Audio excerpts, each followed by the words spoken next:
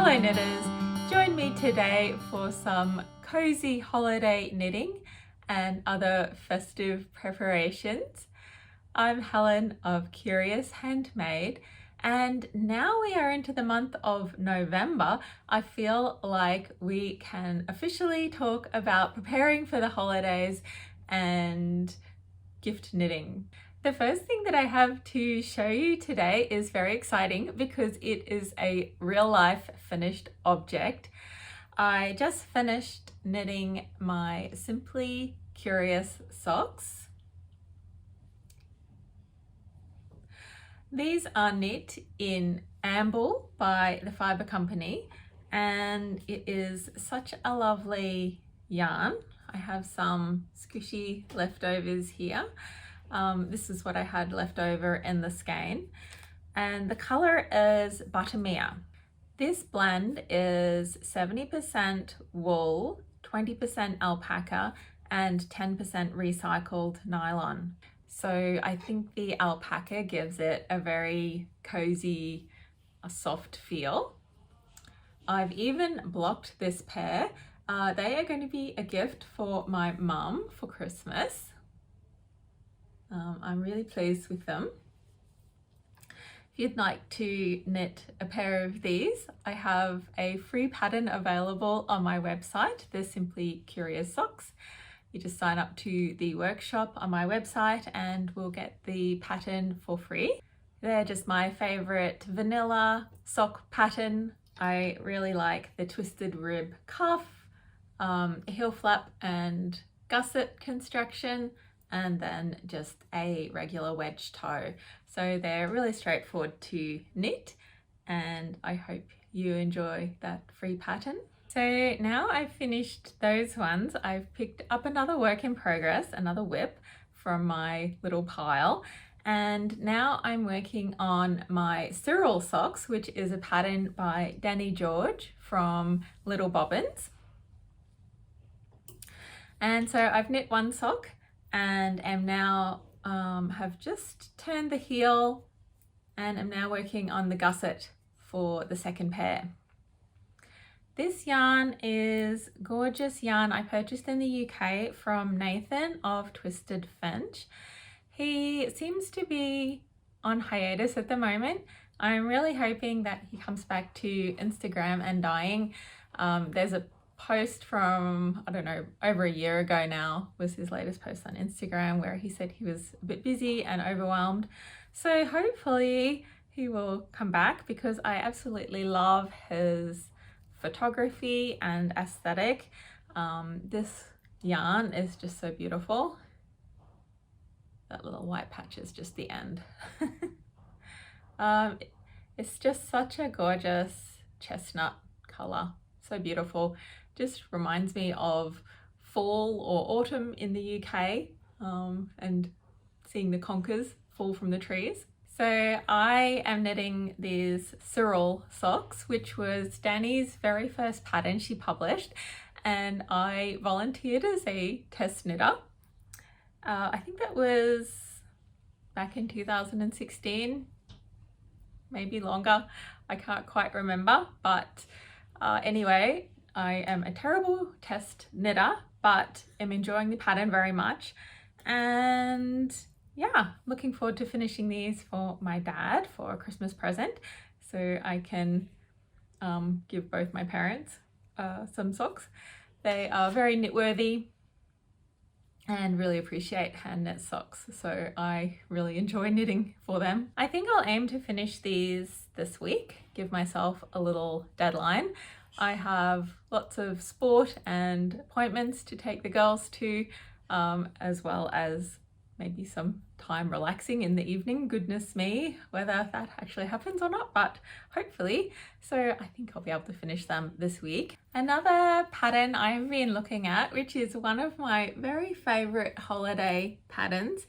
This is the Red Robin shawl. This was in the very first knit vent I created in 2013. The shawl is the Red Robin shawl, and this yarn is Madeline Tosh singles, and the colorway was called Robin Redbreast. And I think this was the first shawl I put little tassels on.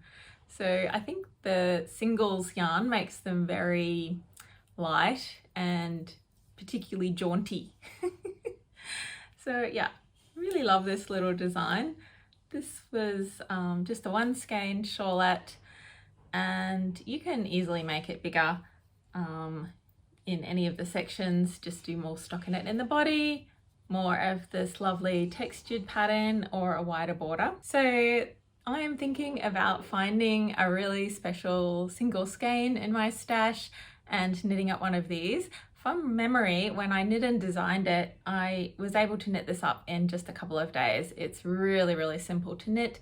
The textured pattern is very easy to memorize. It's just one row of pattern, really.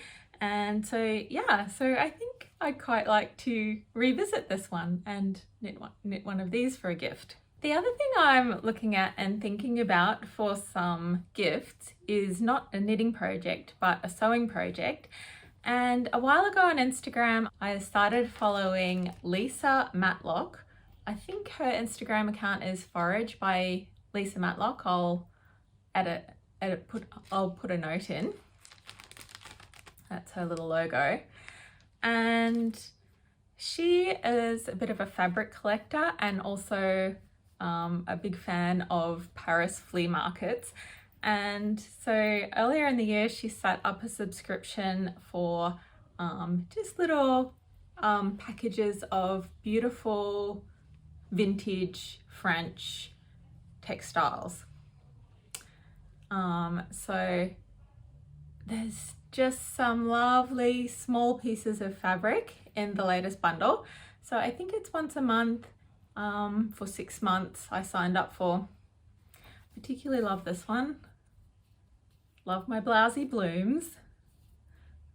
This has got a beautiful texture to it, like a jacquard print. Just the colors in this fabric are just gorgeous. So I'm thinking about making a little pouch. There's a pattern from KZ Stevens, who's another wonderful sewist and bag maker that I love. And I met her at Squam. She had a stall at the Squam marketplace one year, and I've been a big fan ever since. And she recently published a bag pattern, well, maybe not so recently now, and I think she was giving it away for free last year, or there was a sale or something. Anyway, I bought the pattern intending to make it straight away and haven't yet.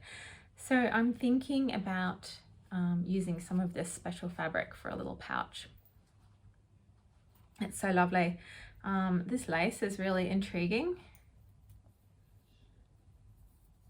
I think it would be really cool to put over some other fabric. And I also have some other lovely scraps of Liberty fabric. When I went to the O'Reilly's retreat recently, Kylie, who was the retreat organizer, just gave me this lovely little pouch of Liberty scraps. She must have heard me talking about my Liberty fabric obsession and making hexies on the podcast, on my audio podcast perhaps, and just thought of me and gave me some lovely scraps of fabric. So I might use some of those as well.